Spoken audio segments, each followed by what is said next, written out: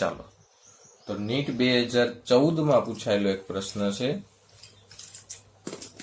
મારી પેન બધી લઈ લો। નીટ 2014 માં પૂછાયેલો એક પ્રશ્ન છે। જો પેલા હું રકમ આપી દઉં છું।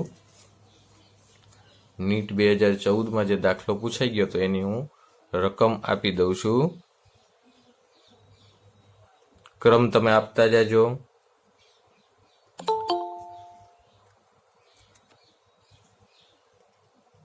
1 ગ્રામ મેગ્નેશિયમની 0.56 ગ્રામ O2 સાથે 1 ગ્રામ મેગ્નેશિયમની 0.56 ગ્રામ O2 સાથે પ્રક્રિયા કરતા કયો પ્રક્રિયક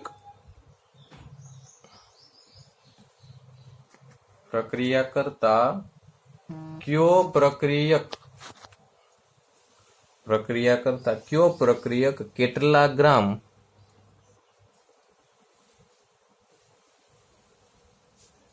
વધશે? તમને પરમાણવીય ભાર આપી દીધો છે mg નો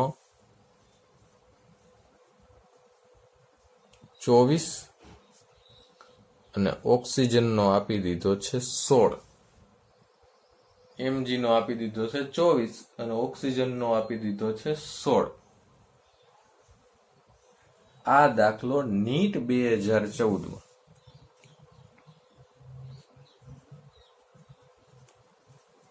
પૂછાઈ ગયેલો છે। દાખલો નીટ 2014 માં પૂછાઈ ગયેલો છે। તો તમને પેલા એની રિએક્શન ખબર હોવી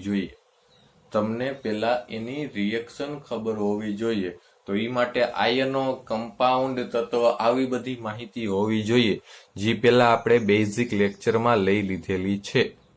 આયનો, કમ્પાઉન્ડની બેઝિક માહિતી હોવી જોઈએ, જે આપણે આગળના લેક્ચરોમાં એ બેઝિક માહિતી લઈ લીધી હોય। એમાં બહુ કાંઈ ટેન્શન જેવું નથી અને તમે 9મા 10મામાં એ બેઝિક માહિતી ભણીને આવ્યા છો। તો રિએક્શન શું છે? મેગ્નેશિયમની ઓક્સિજન સાથે 1 ગ્રામ મેગ્નેશિયમ 0.56 ગ્રામ ઓક્સિજન સાથે પ્રક્રિયા કરે તો કયો પ્રક્રિયક કેટલા ગ્રામ વધશે ઈ જોવાનું છે। હાલો, પ્રક્રિયા આવી છે। 2mg plus O2 gives 2mgO। શું કામ? તો કે mg ઉપર +2 ચાર્જ હોય અને ઓક્સિજન ઉપર -2 ચાર્જ હોય, એટલે +2 અને -2 ફીટુસ, એટલે બની જાય મેગ્નેશિયમ ઓક્સાઇડ। એ જૂનું ને જાણીતું પેલા શું કરાય? તો આજ તો અણુભારની જરૂર નથી, તો બીજું શું કરવાનું થાય? મોલ ગોતવાના। તો મોલ માટે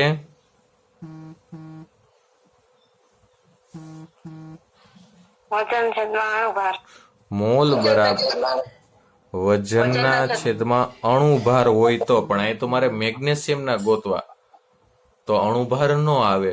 શું આવે? Yes, very good Krishna. શું આવે? પરમાણુ ભાર। અહીંયા મોલ બરાબર શું થઈ જાય? વજનના છેદમાં પરમાણુ ભાર। તો મેગ્નેશિયમ નું વજન ક્યાંય દેખાય છે?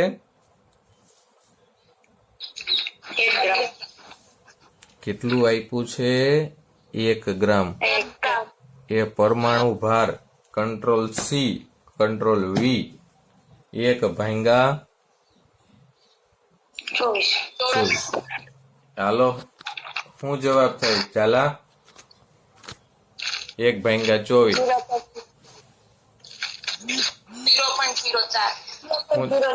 શું જવાબ થશે? 0.04 મોલ। હાલો, તો મને મેગ્નેશિયમના મોલ મળી ગયા। તો હવે મારે બેઠું ન રહેવાય, મારે ઓક્સિજનના ગોતી લેવાય. હવે મારે ઓક્સિજનના ગોતી લેવાય.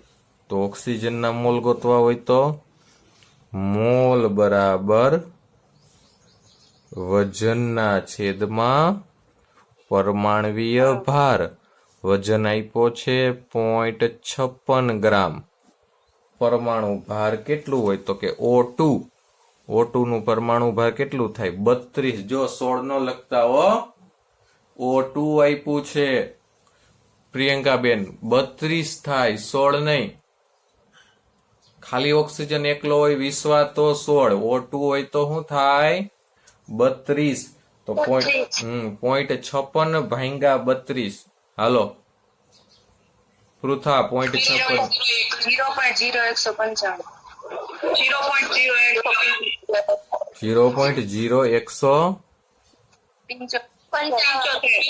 0.0175 થતા હશે. 0.0175 મોલ. હાલો 0.0175 મોલ. ઓકે.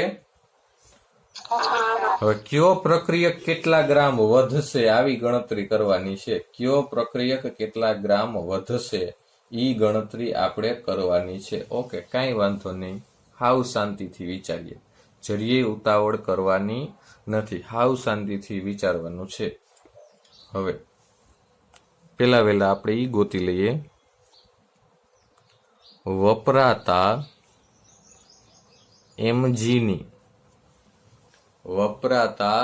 mgની મોલ સંખ્યા ગણતા. વપરાતા mgની મોલ સંખ્યા ગણતા. વપરાતા mgની મોલ સંખ્યા ગણતા શું થશે?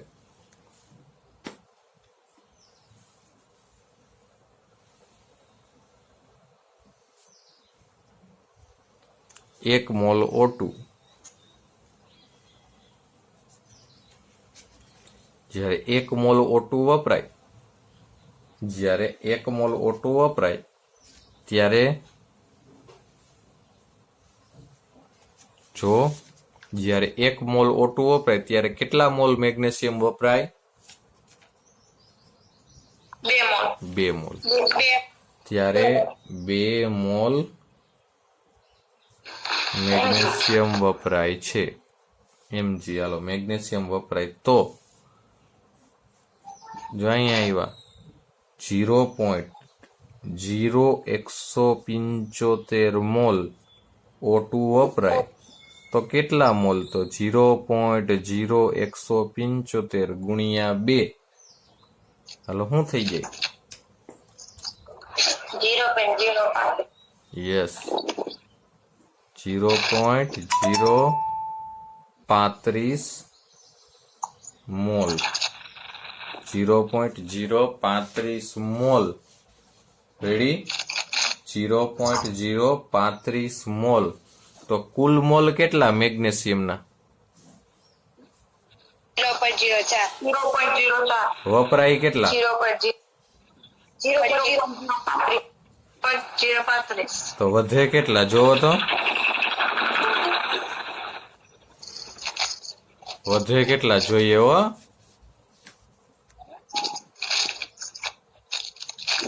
કેવા તો કે વધેલા મોલ. માઇક બંધ કરો, કોઈનું ચાલુ છે. વધેલા મોલ તો કે 0.04 માઇનસ 0.035 વધશે કેટલા મોલ? 0.005. આ 40 માંથી 35 જાય તો 5 વધે ને. 0.005 મોલ વધશે. હાલો મોલ મળી ગયા. અણુભાર છે, આપણે વજન ગોતવાનો છે. તો મોલ ગુણ્યા વજનના છેદમાં અણુભાર હોય તો વજન બરાબર મોલ ગુણ્યા અણુભાર. વજન બરાબર વધેલા mg નો વજન બરાબર તો મોલ ગુણ્યા અણુભાર.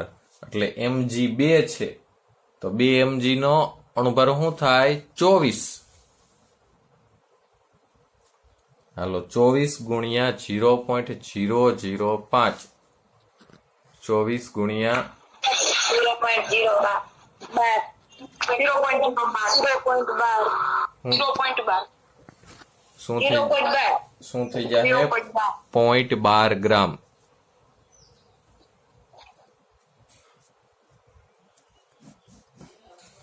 તો પ્રક્રિયાને અંતે મેગ્નેશિયમ 0.12 ગ્રામ વધશે.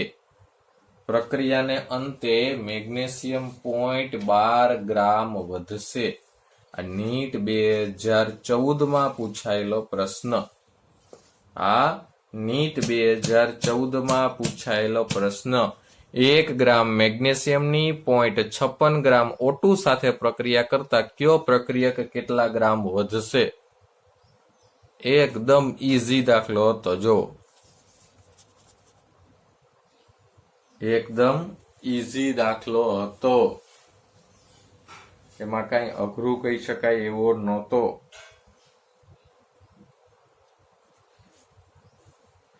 બે 2018 એનાથી હેલો દાખલો પૂછાણો. નીટ 2018 એનાથી હેલો દાખલો પૂછાણો.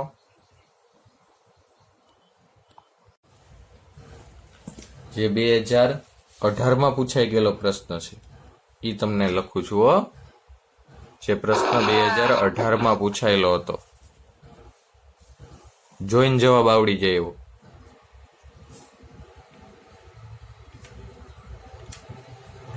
ખાલી જગ્યામાં સૌથી વધુ અણુ ધરાવે છે. ખાલી જગ્યા સૌથી વધુ અણુ ધરાવે છે.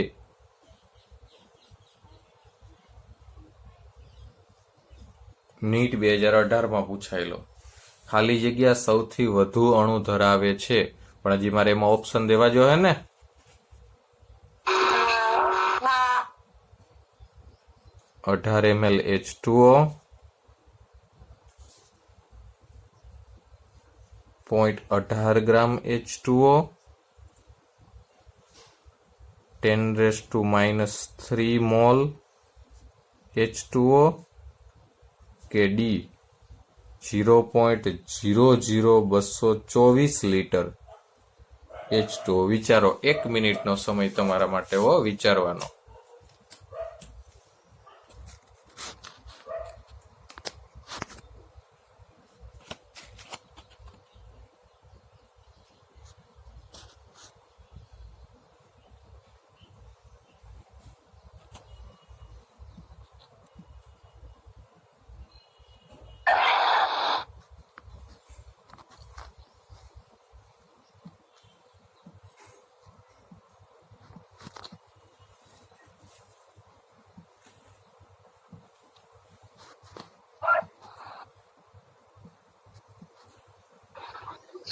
ml H2O. Very good.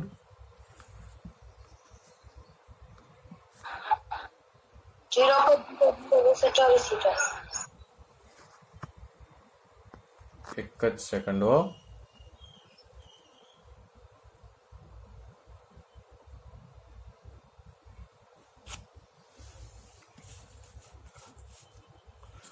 સૌથી વધુ અણુ ધરાવે છે કોણ ધરાવે? જો આપણે વિચારીએ, આમ સ્વાભાવિક વિચારીએ. જો સ્વાભાવિક વિચારીએ, 18 ml H2O, 0.18 ગ્રામ H2O હોય તો 6.022 ગુણ્યા 10⁻23 કહી શકીએ. આ તો સૌથી ઓછા જ થયા. 10⁻³ મોલ. હવે 1 મોલ H2 હોય તો કહી શકીએ 6.022 ગુણ્યા 10⁻23. ઈ નથી. હાલો અહીંયા 22.4 લીટર હોય તો કહી શકીએ કે 6.022 ગુણ્યા 10⁻³ તો 3 તો વહી ગયા. તો વાહ વધ્યું કોણ?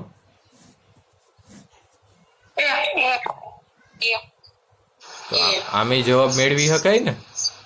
આ એક ઈઝી ટેકનિક થઈ જવાબ મેળવવા માટેની. સમજ્યા? હાલો હવે એક વિચાર્યા જેવો પ્રશ્ન હો. જો જેમાં તમારે તમારી સાબુનો ઉપયોગ કરવાનો છે. સાબુ એટલે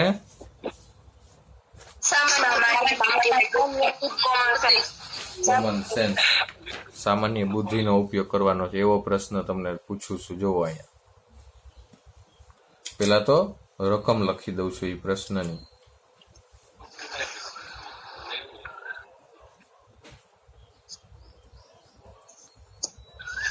પચાસ કિલોગ્રામ N2 ની 10 કિલોગ્રામ H2 સાથે પ્રક્રિયા કરવાથી કેટલા કિલોગ્રામ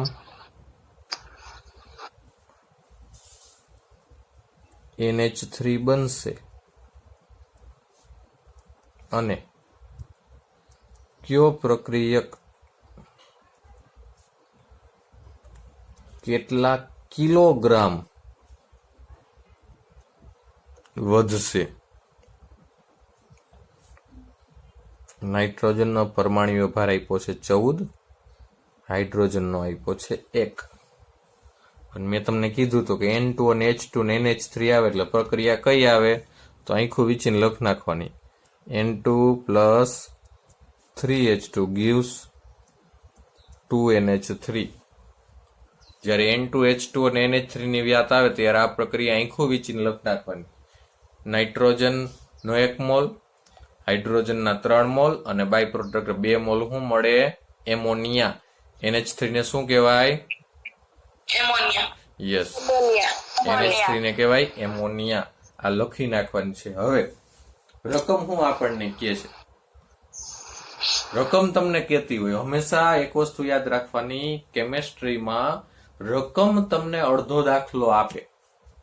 તમારે ગણવાનો તો અડધો જ દાખલો હોય. રકમ વાંચીને વિચારતા શીખી જાઓ. રકમ શું કહેવા માંગે છે ઈ વાંચીને વિચારતા શીખી જાઓ એટલે અડધો દાખલો તો થઈ ગયો.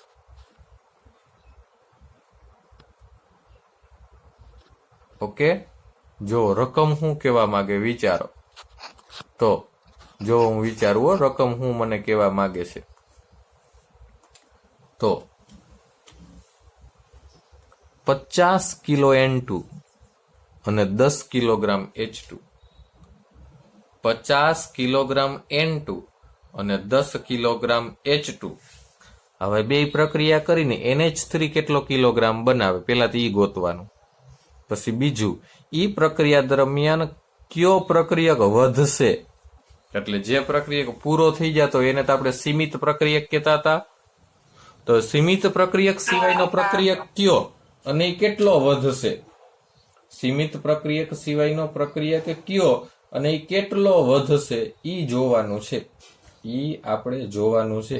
તો અહીંથી જ ખબર પડી જાય. આ નાઇટ્રોજન 50 કિલો છે અને હાઇડ્રોજન 10 કિલો છે.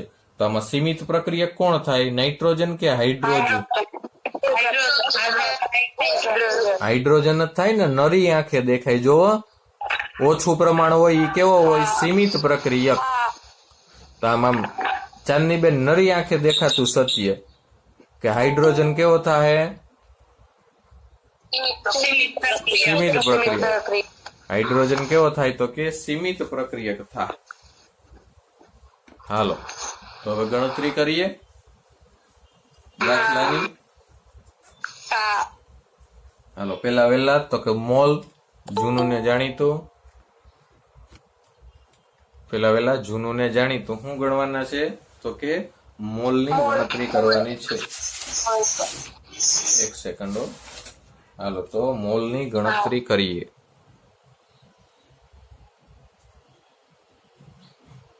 તો N2 ના મોલ બરાબર વજનના છેદમાં પરમાણવીય ભાર. વજન કેટલો આપ્યો?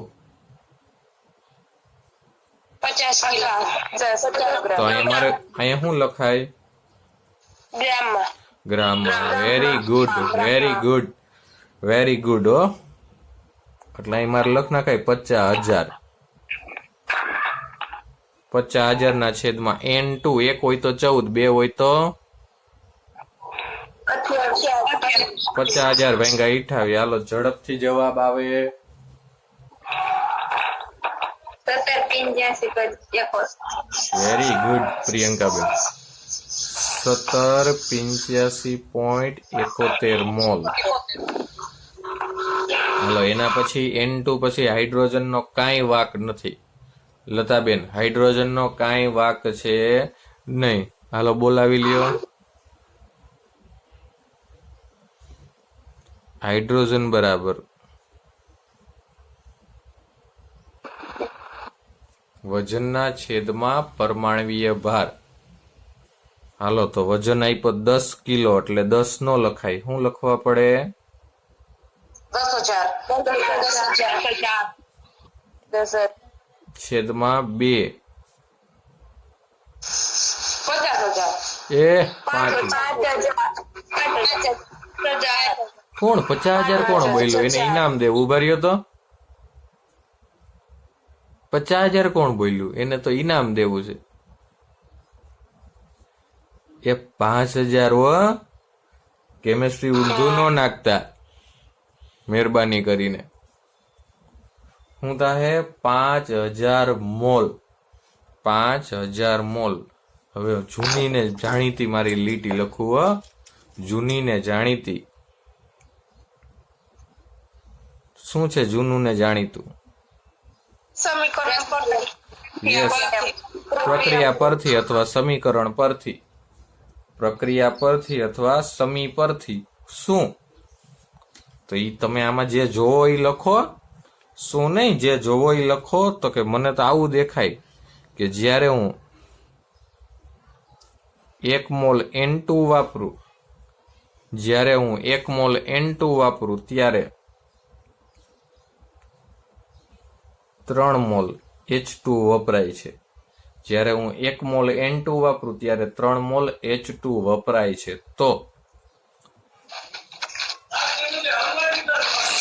1785.71 મોલ N2 વાપરું ત્યારે કેટલા મોલ H2 વપરાય? તો 1785.71. 53,57.13 શું થઈ જાય? 53,57.13 મોલ H2. તો અહીં કહી શકીએ આપણે કે H2 કેવો છે? Limiting reagent. સીમિત પ્રક્રિયક છે. લિમિટિંગ રિએજન્ટ છે. રેડી? તો જેના આધારે હું એક લીટી લખી શકું. જુઓ,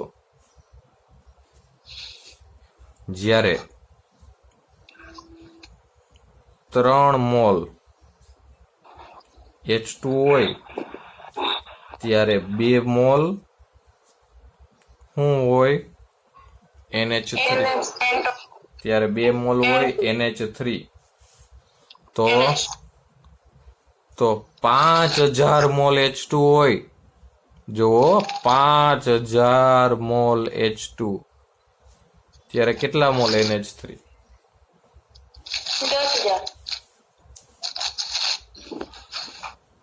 10,000 નો થાય. 5,000 ગુણ્યા 2 ભાંગ્યા 3. 3,333. Yes, very good. 3,333.33 mall NH3. જા ભૂલ નહીં કરવાની. આ 3 ક્યાં મૂકવા જવા? ચોકડી ગુણાકાર જ કરવાનો. 5,000 ગુણ્યા 2 એટલે 10,000 ભાંગ્યા 3 એટલે 3,333.33 મોલ આપણને NH3 મળે. રેડી? તો હવે NH3 ના મોલ મળી ગયા. NH3 ના મોલ મળી ગયા. તો મારે વજન જોતા હોય તો વજન મોલ ગુણ્યા અણુભાર. તો મોલ મળી ગયા. હાલો 33.33. હવે NH3 નો અણુભાર નાઇટ્રોજન એટલે 14 ને હાઇડ્રોજન 3 એટલે 17. હાલો તો વજન શું મળશે? 56 566.61.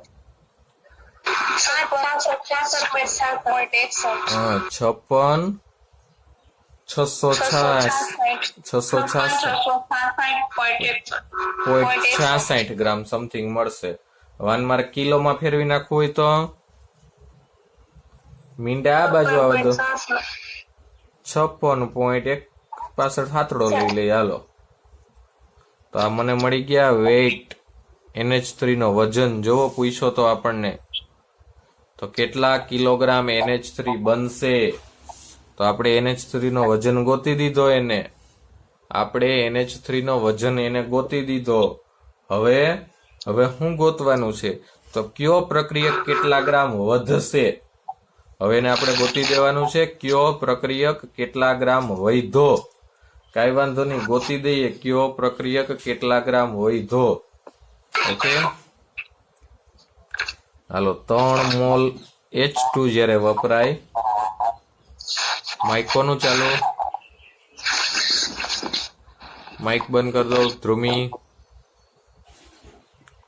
જ્યારે 3 મોલ H2 વપરાય ત્યારે 1 મોલ N2 વપરાય. જ્યારે 3 મોલ H2 વપરાય ત્યારે 1 મોલ શું વપરાતું હોય N2. તો 5000 મોલ H2 વપરાય ત્યારે N2 કેટલા વપરાય? 5000 ભાગ્યા 3. 1666.66. ઓકે 1666.66. એટલે 67 ગણી લો હાલો. N2 આ વપરાયેલ N2 છે. આ વપરાયેલ N2 છે. તો આપણી પાસે કુલ N2 છે તો કે હા આપણી પાસે કુલ N2 છે. આપણી પાસે કુલ N2 ના મોલ છે. આ કેટલું છે વપરાયેલ. તો વધેલ N2 તો કુલમાંથી વપરાયેલ બાદ કરી દો.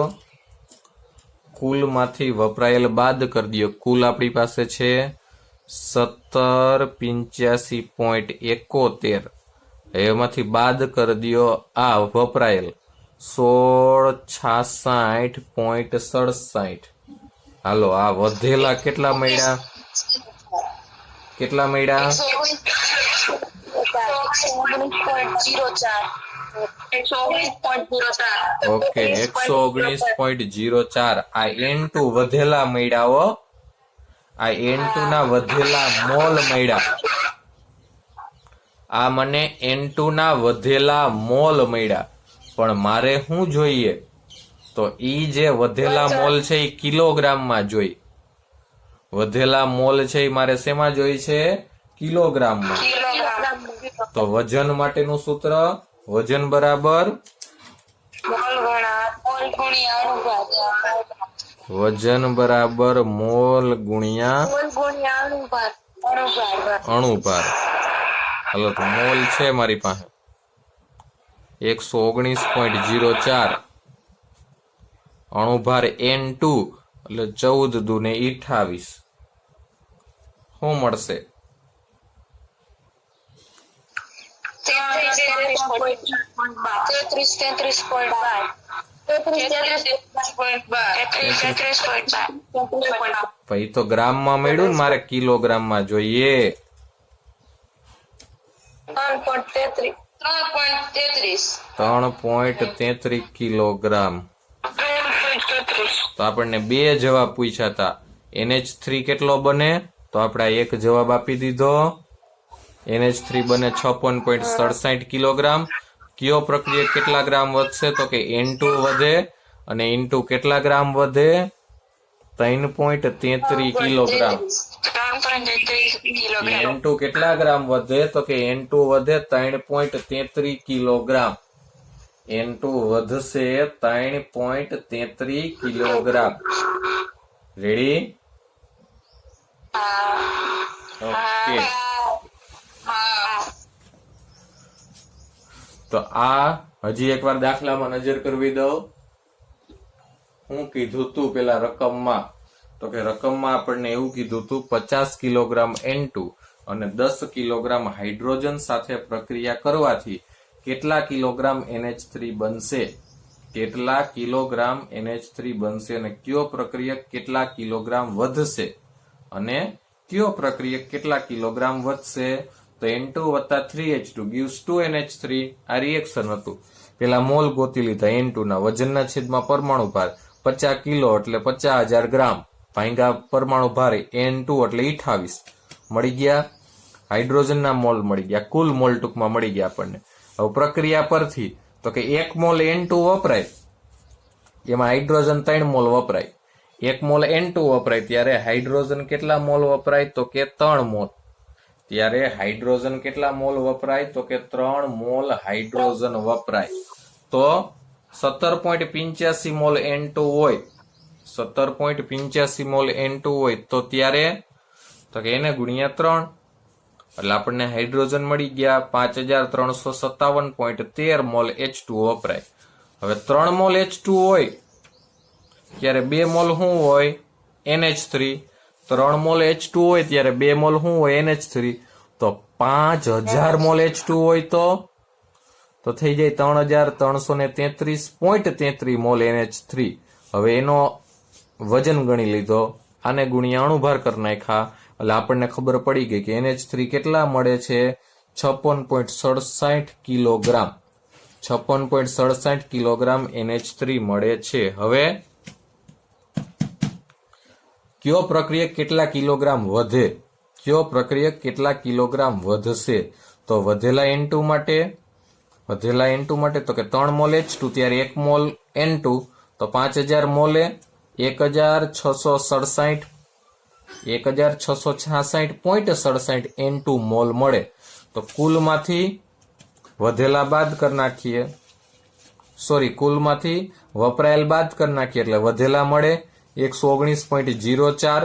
હવે એનો વજન ગોતવો છે તો મોલ ગુણ્યા અણુભાર એટલે આપણને વધેલા પ્રક્રિયક તો કે N2 વધ્યો તો કેટલા કિલોગ્રામ વધ્યો, તો કે 3.33 કિલોગ્રામ વધ્યો.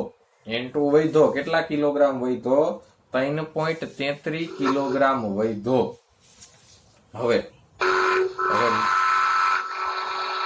લતા તારું માઇક બંધ કરી દે. ચાલો હવે એક નવા દાખલાની રીત તમને મારે શીખવાડવાની છે. ઓકે, નવા દાખલાની રીત તમને શીખવાડવાની છે. ઓમ તો એકદમ ઈઝી છે દાખલા, એમાં કઈ અઘરું નથી. એકવાર જોજો એટલે ખબર પડી જશે. ઓકે,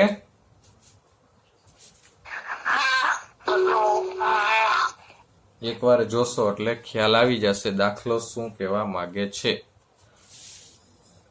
દાખલાનું નામ છે, આમાં કેમ આપણે સીમિત પ્રક્રિયકના આધારે દાખલા ગણતા ને વજન ગણતા ને મોલ ગણતા ને ઈ જ બધું આવશે હો, એમાં ઓમ કઈ નવું નહીં આવે.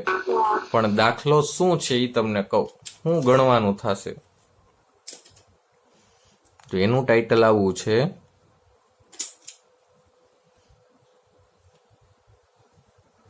બંધારણીય તત્વોનું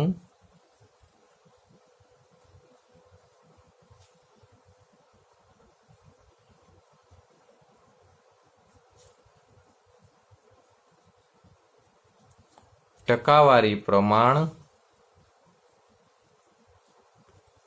અને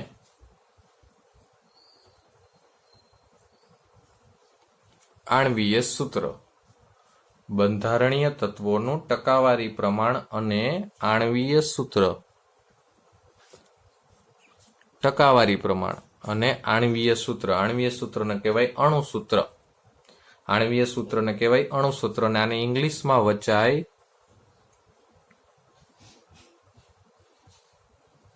percentage composition and આણ્વીય સૂત્રને ઇંગ્લિશમાં કહેવાય મોલેક્યુલર ફોર્મ્યુલા.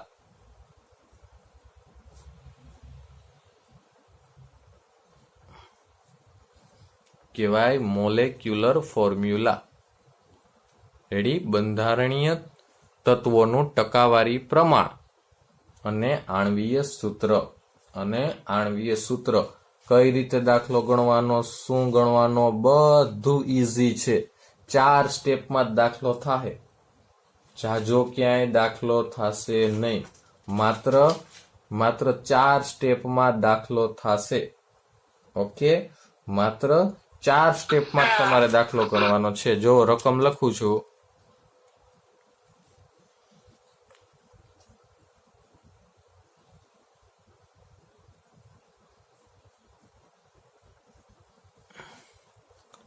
હાલો, રકમ લખું છું. 1. કાર્બનિક પદાર્થમાં કાર્બન 92.3% અને હાઇડ્રોજન 7.69% છે. જો તેનો અણુભાર, મોલેક્યુલર વેટ, આણ્વીય દળ, અણુભાર બધું એક જ 78 ગ્રામ પ્રતિ મોલ હોય તો પદાર્થનું આણ્વીય સૂત્ર અથવા અણુસૂત્ર નક્કી કરો. પદાર્થનું અણુસૂત્ર અથવા આણ્વીય સૂત્ર નક્કી કરો. જો તમને શું કીધું, રકમ વાંચીએ. શું કીધું તો કે એક કાર્બનિક પદાર્થમાં કાર્બન અને હાઇડ્રોજનનું પ્રમાણ ટકાવારીમાં આપી દીધું.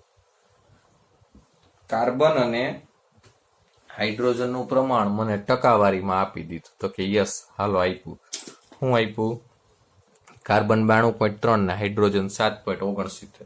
ટકાવારીમાં પ્રમાણ આપી દીધું અને અણુભાર આપી દીધો 78 ગ્રામ અપન મોલ અને અણુભાર આપી દીધો, સાથે અણુભારે મને આપી દીધો. હવે મારે શું કરવાનું? તો કે હવે મારે એક જ વસ્તુ કરવાની. શું? તો કે એનું અણુસૂત્ર ગોતવાનું છે. તો અણુસૂત્ર ગોતવા માટેના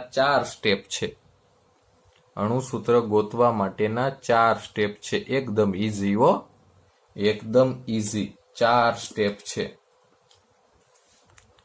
ચાલો આન્સર ગણીએ. એમાં સ્ટેપ 1 એમાં છે સ્ટેપ 1 તત્વનું પ્રમાણ નક્કી કરવું.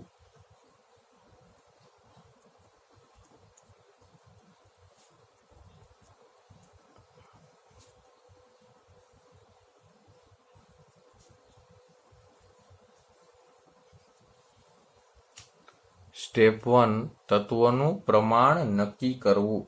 ઓકે, પેલા શું કરવાનું કીધું આપણને? તત્વનું પ્રમાણ નક્કી કરવાનું. તો એનું સૂત્ર શું? હાલો, આપણને કહી તો દીધું તત્વનું પ્રમાણ નક્કી કરવાનું. સાહેબ, તમે અમને સૂત્ર તો કીધું નથી, એમને કેમ અમારે દાખલો ગણવો તત્વનું પ્રમાણ નક્કી કરવું? એ કાંઈ વાંધો નહીં, ચાંદની બેટા હમણાં કહું સૂત્ર. જુઓ વિશ્વા, તત્વનું પ્રમાણ બરાબર આપેલ ટકા છેદમાં પરમાણવીય ભાર. આપેલ ટકા છેદમાં પરમાણવીય ભાર. હાલો, હવે તમને તત્વનું પ્રમાણ નક્કી કરતા આવડે? તો કે આવડી જ જાય ને. હાલો, પેલા કાર્બનનું જ પ્રમાણ જોઈ લઈ.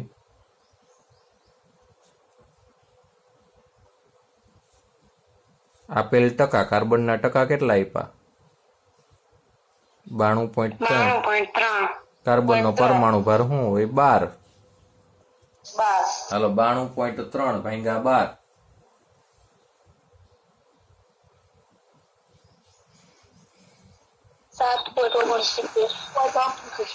કાર્બનનું પ્રમાણ શું થયું? 7.69. હાલો, હાઇડ્રોજનનું પ્રમાણ 7.69 ભાગ્યા 1. લખો કે ન લખો કાંઈ ફેર ન પડે. 7.69. તો પેલા કાર્બનનું પ્રમાણે મળી ગયું ને પછી હાઇડ્રોજનનું પ્રમાણે મળી ગયું. હાલો આ તો ક્લિયર.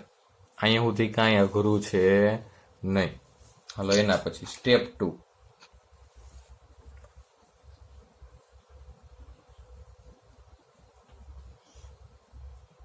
તો કે ભાઈ સ્ટેપ 2 શું છે?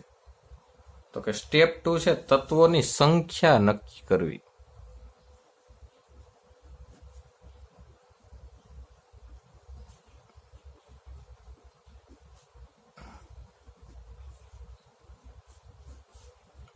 સ્ટેપ 2 છે તત્વોની સંખ્યા નક્કી કરવી. તત્વોની સંખ્યા કઈ રીતે નક્કી થાય? તો જુઓ એના માટેનું સૂત્ર.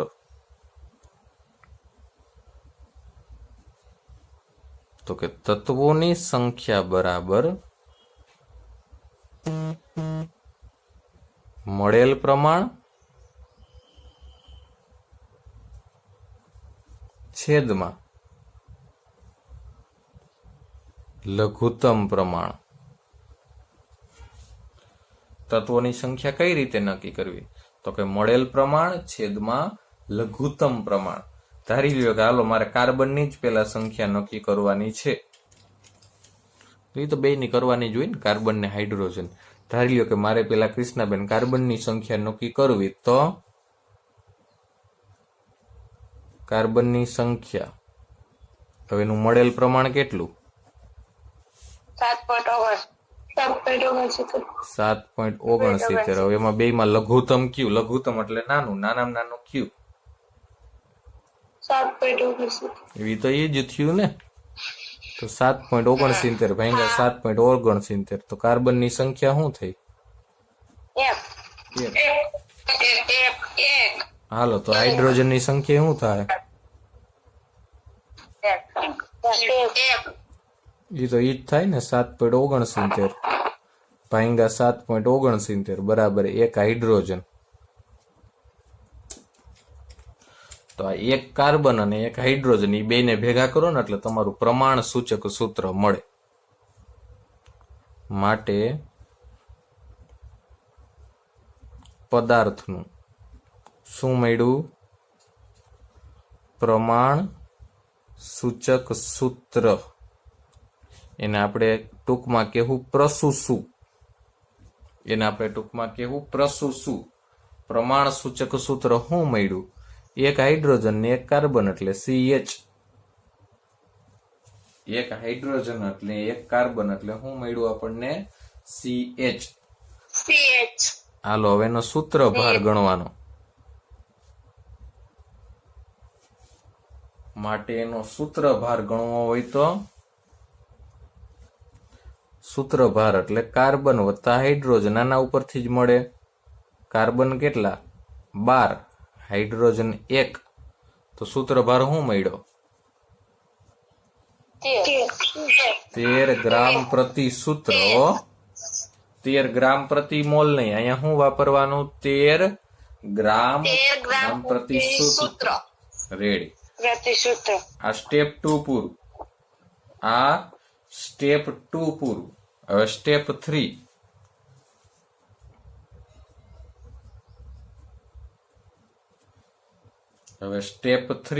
સ્ટેપ 3 શું? તો ગુણક સંખ્યા n નું મૂલ્ય નક્કી કરવું. ગુણક સંખ્યા n નું મૂલ્ય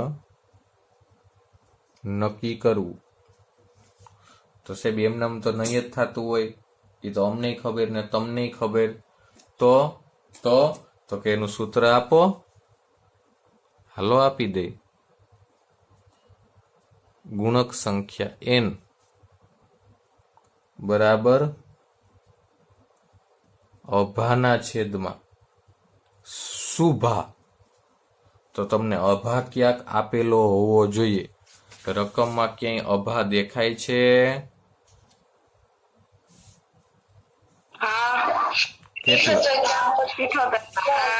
રકમમાં અભા દેખાણો કેટલો? 78. સુભા ક્યાંય હતો? આર્યો. સુભા એટલે સૂત્રભાર. શુભા એટલે હું સૂત્રભાર. સૂત્રભાર ક્યાંય હતો રકમમાં? 13. શુભા કેટલો? 13. 6 તો ગુણક સંખ્યા શું મળશે? યસ, ગુણક સંખ્યા શું મળે? 6. અને હવે છેલ્લું સ્ટેપ એટલે સ્ટેપ નંબર 4. છેલ્લું સ્ટેપ એટલે સ્ટેપ નંબર 4, અણુસૂત્ર નક્કી કરવું.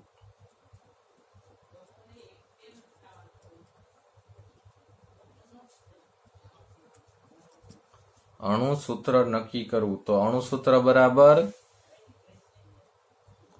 એનું સૂત્ર છે ને કાંઈક. અણુસૂત્ર બરાબર ગુણક સંખ્યા એટલે n એને ગુણ્યા પ્રમાણ સૂચક સૂત્ર. એને ગુણ્યા પ્રમાણ સૂચક સૂત્ર. તો ગુણક સંખ્યા કેટલી મળી?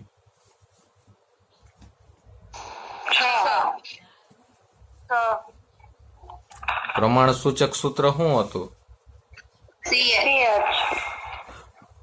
તો 6 ગુણ્યા CH એટલે C6H6. એટલે 6 કાર્બન ને 6 હાઇડ્રોજન, C6H6. એટલે આ તો અણુસૂત્ર મળી ગયું. મળી ગયું. અને જોવો આપણે આમ કોયડાને ઉકેલમાં કેમ ક્રોસ વેરિફિકેશન કરતા એમ કરી લેવાય. જોવો આ હાસુદ છે કે નહીં. આપણને આનો અણુભાર રકમમાં કહી દીધો તો કેટલો? 78. તો ગણી લેવાય. આનો 78 મળે કે નહીં? આ કાર્બન 12 6 72, 72 ને 6 હાઇડ્રોજન, 78 મળી ગયો. તમે સાચા છો. અને જો તમને કહી દઉં, આ જે અણુસૂત્ર મળ્યું ને એ મળ્યું છે બેન્ઝીનનું. એ તમારે લખવાનું નથી, પણ આ તો માહિતી માટે કહું છું. હો, એ તમારે લખવાનું નથી, માહિતી માટે કહું છું. તો ફરી પાછો દાખલો સમજાવું છું રિપીટેડલી. શું કરવાનું? બંધારણીય તત્વોનું ટકાવારી પ્રમાણ અને અણુસૂત્ર કઈ રીતે મળે? તો કે પેલા તત્વનું પ્રમાણ નક્કી કરવું. પ્રમાણ કઈ રીતે નક્કી થાય? તો કે આપેલ ટકાના છેદમાં પરમાણવીય ભાર. આપેલ ટકાના છેદમાં પરમાણવીય ભાર. પછી તત્વોની સંખ્યા નક્કી કરવી. તત્વોની સંખ્યા નક્કી કરવી. તો કે તત્વોની સંખ્યા કઈ રીતે નક્કી થાય? મળેલ પ્રમાણના છેદમાં લઘુત્તમ પ્રમાણ. મળેલ પ્રમાણના છેદમાં લઘુત્તમ પ્રમાણ. પછી ઈ જે મળે એને કહેવાય પ્રસુસુ. પ્રસુસુ એટલે પ્રમાણ સૂચક સૂત્ર. શું કહેવાય એને? પ્રમાણ સૂચક સૂત્ર. એના આધારે તમને શું મળે? એના આધારે તમને મળે સૂત્રભાર. એના આધારે તમને શું મળે? સૂત્રભાર. તો કે ભાઈ યસ, એના આધારે આપણને મળી જાય સૂત્રભાર. પછી તો કે સૂત્રભાર મળ્યો. પછી ગુણક સંખ્યા. તો ગુણક સંખ્યા બરાબર શું થાય? તો કે ગુણક સંખ્યા બરાબર થાય અણુભારના છેદમાં સૂત્રભાર. આપણે ગુણક સંખ્યા મળી. પછી અણુસૂત્ર નક્કી કરવાનું. તો અણુસૂત્ર નક્કી કરવું હોય તો ગુણક સંખ્યા ગુણ્યા પ્રમાણ સૂચક સૂત્ર. ઓકે,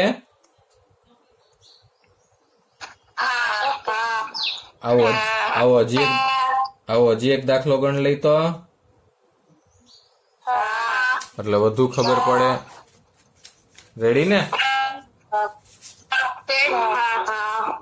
મોડું નથી થતું કોઈને?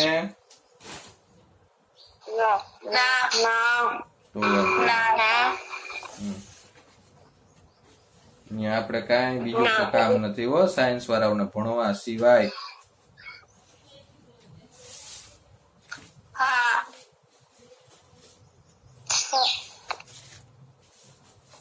હાલો પેજ ગોતી આવ્યો હું. હાલો એક રકમ લખું છું. આપણે આ સહિયારા પ્રયાસથી ગણશું દાખલો. એક રકમ લખું છું, જોવો.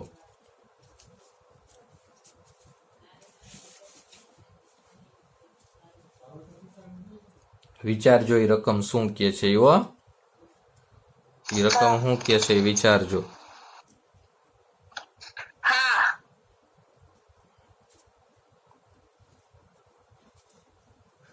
એક કાર્બનિક પદાર્થમાં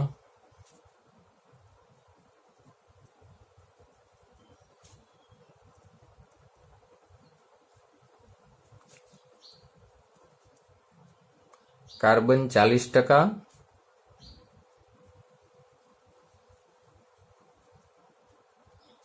હાઇડ્રોજન 6.6% તથા તેની બાષ્પ ઘનતા 90 છે, તો પદાર્થનું અણુસૂત્ર નક્કી કરો. જો ઓમાને આમાં ફેર શું આપ્યો, ઓમાને આમાં ફેર શું આપ્યો, ઓમાં અણુભાર આપ્યું હતું, ઓમાં આપણને અણુભાર આપ્યું હતું, અહીંયા આપણને શું આપી દીધું, બાષ્પ ઘનતા. ઓમાં આપણને અણુભાર આપ્યું હતું, અહીંયા શું આપી દીધું આપણને, બાષ્પ ઘનતા. ઘનતા. બાષ્પ ઘનતા. તો બાષ્પ ઘનતા ને અણુભાર ને કઈક તો લેવા દેવા હશે જ, બાષ્પ ઘનતા અને અણુભાર ને કઈક તો લેવા દેવા હશે જ, તો જ આપ્યું હોય. રેડી? હવે અને બીજું એક વિચાર્યા જેવી વસ્તુ, જો આ ટકાવારી 100 થઈ જતી હતી, અહીંયા 2 થી ટકાવારી 100 નથી થતી, અને ટકાવારી હંમેશા કેટલામાં હોય, 100 માં જ હોય. ટકાવારી હંમેશા કેટલામાં હોય, 100 માં. એટલે આમાં હજી એક ઘટક ઘટે છે. ધારી લ્યો કે એ ઘટક ઓક્સિજન છે. ધારી લ્યો કે એ ઘટક કોણ છે, ઓક્સિજન. તો પેલા એના પર્સન્ટેજ આપણે ગણી લઈએ. પર્સન્ટેજ ઓફ ઓક્સિજન ધારી લ્યો કે હવે પર્સન્ટેજ ઓફ ઓક્સિજન શેમાંથી, તો કે આ ટોટલ બે નો કરીને 100 માંથી બાદ કરી નાખીએ. હાલો 100 માઇનસ 40 વત્તા 6.6, હાલો 100 માંથી 46.6 બાદ કરો જી, તો 4 ને 53.4. હાલો તો 53.4 આપને મળી ગયા પર્સન્ટેજ ઓફ ઓક્સિજન. રેડી? 53.4 આપણને મળી ગયા પર્સન્ટેજ ઓફ ઓક્સિજન. હાલો 53.4 આપણને મળી ગયા પર્સન્ટેજ ઓફ ઓક્સિજન. રેડી? હાલો હવે તો પેલું સ્ટેપ આપણું શું હતું, તત્વોનું પ્રમાણ નક્કી કરવું. ઓકે, સ્ટેપ 1 સ્ટેપ પ્રમાણે જ હાલવાનું હો, સ્ટેપની બહાર જવાનું નથી. સ્ટેપ 1, પદાર્થમાં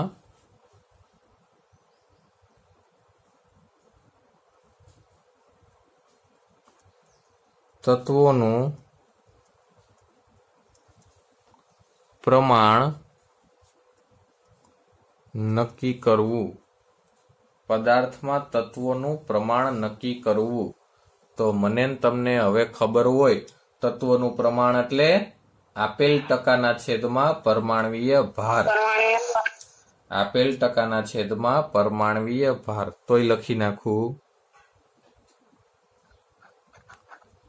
તત્વોનું પ્રમાણ બરાબર આપેલ ટકાના છેદમાં પરમાણવીય ભાર. હાલો પેલા હું ગણ લો કાર્બનનું પ્રમાણ,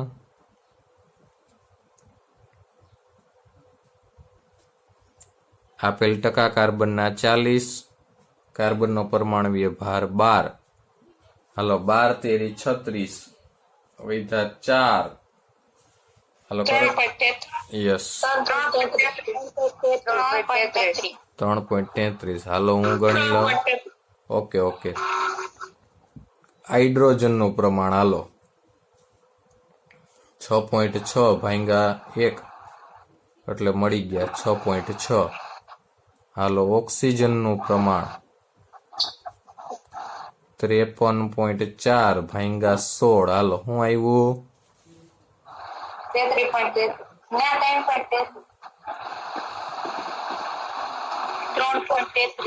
હાલો તો ત્રણેયનું પ્રમાણ મળી ગયું. ત્રણેયનું પ્રમાણ મળી ગયું. હવે શું કરાય? હવે સંખ્યા. હવે સ્ટેપ બીજું શું? સંખ્યા. ઓકે, સંખ્યા. હાલો સ્ટેપ 2, તત્વોની સંખ્યા નક્કી કરવી. તત્વોની સંખ્યા નક્કી કરવી. હાલો, તત્વોની સંખ્યા કઈ રીતે નક્કી થાય તો એનું સૂત્ર લખી દો. તત્વોની સંખ્યા બરાબર મળેલ પ્રમાણ છેદમાં લઘુત્તમ પ્રમાણ. મળેલ પ્રમાણ છેદમાં લઘુત્તમ પ્રમાણ. તો આ ત્રણમાંથી લઘુત્તમ પ્રમાણ કયું? આ બે લઘુત્તમ જ થાય ને? આ બે કેવા થાય? લઘુત્તમ જ થાય. લઘુત્તમ પ્રમાણ.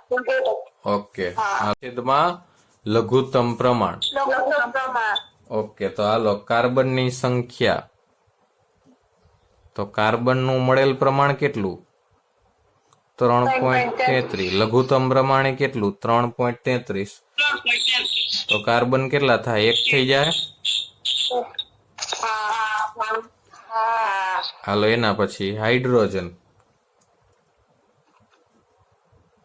હાઇડ્રોજનની સંખ્યા તો કે ભાઈ 6.6 અને લઘુત્તમ 3.33. શું મળશે? 1.98. પણ એવા તો કઈ હાઇડ્રોજનની સંખ્યા ન હોય ને, એટલે હું 2 લઈ લઉં. 2 હાઇડ્રોજન. 1.98 તો હાઇડ્રોજન ન હોય ને ભાઈ. સંખ્યા તો હાઇડ્રોજન 1 ને 2 ને એવો જ હોય ને. હા, તો મેં 2 લઈ લીધા. વાંધો નહીં ને તમને કઈ? હાલો, મને કઈ વાંધો નથી. ઓક્સિજનની સંખ્યા 3.33. લઘુત્તમ 3.33. હાલો, હું તો કે ભાઈ લઘુત્તમ 3.33 અને ઓમે 3.33. તો હું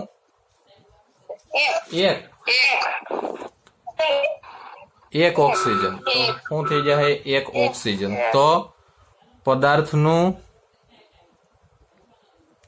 પ્રસુસું શું મળે? Carbon 1, hydrogen 2, oxygen 1, CH2O. તો સૂત્રભાર શું મળે?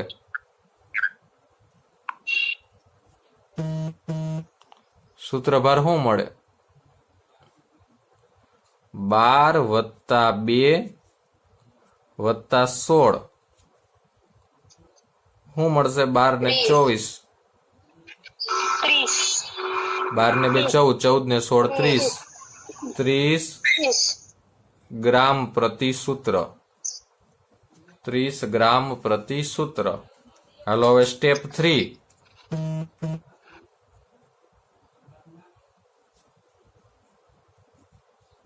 હાલો, સ્ટેપ 3. ગુણક સંખ્યા n નું મૂલ્ય નક્કી કરવું. ગુણક સંખ્યા n નું મૂલ્ય નક્કી કરવું. તો ગુણક સંખ્યાનું સૂત્ર શું? તો કે અણુભારના છેદમાં સૂત્રભાર. અણુભાર તો આપ્યું નથી. અણુભાર તો આપ્યો નથી. તો શું કરવાનું ભાઈ? 1 મિનિટ, 1 જ સેકન્ડ ચાલુ રાખજો. 1 જ સેકન્ડ.